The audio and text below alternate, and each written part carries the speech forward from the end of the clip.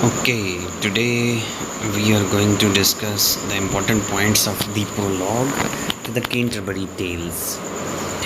So, as you know, that this is one of the most important poem in English literature. And to begin with, we can say that Dryden hailed Chaucer as the father of English poetry.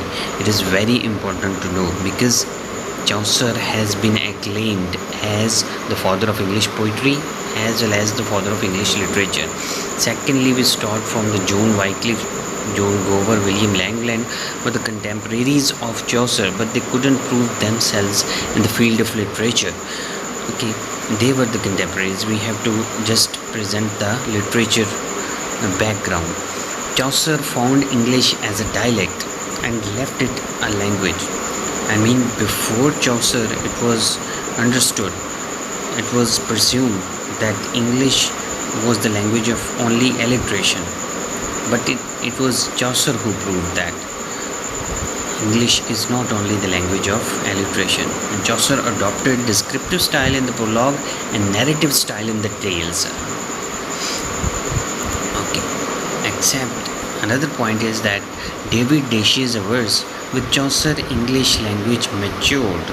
I mean, before that we have only the literature in Latin and French and Greek, but after the Chaucer, the quite differences we have to see in the language. His style was colloquial. I mean, that everyone,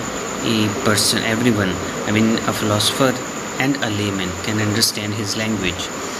He criticizes society with smiles. That was his one of the most important characteristics, that he has always a smiling face toward every person. Okay, another is that he introduced rhyme royal or Chaucerian stanza, which his 7 line with 10 syllables having rhyme scheme of A B B A C.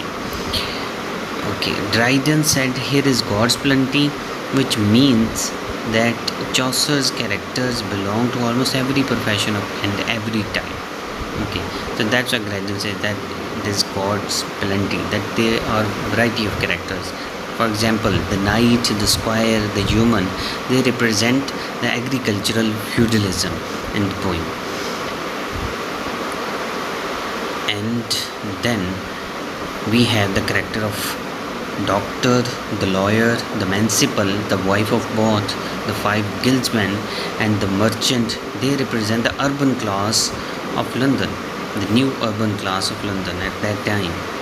The friar, the monk, the parson, the clerk, the pardoner, the summoner, the prioress, they represent the ecclesiastical class of church. They represent the good and bad characters of the church of the time. Then Chaucer, another point is that Chaucer's characters are real from everyday life. I mean, when we see his characters, we feel that we are meeting our uncles and aunts. Another character another point is that Beowulf and Roland, they were great literary characters, but they were fanciful characters. We cannot find the real characters of Chaucer. He was the first to write about common people and in the language of common people. Okay, it was his greatest achievement. Okay, Compton record says what he has given is direct representation of daily life. That was about his realism, that he has been acclaimed as the greatest realist. Okay.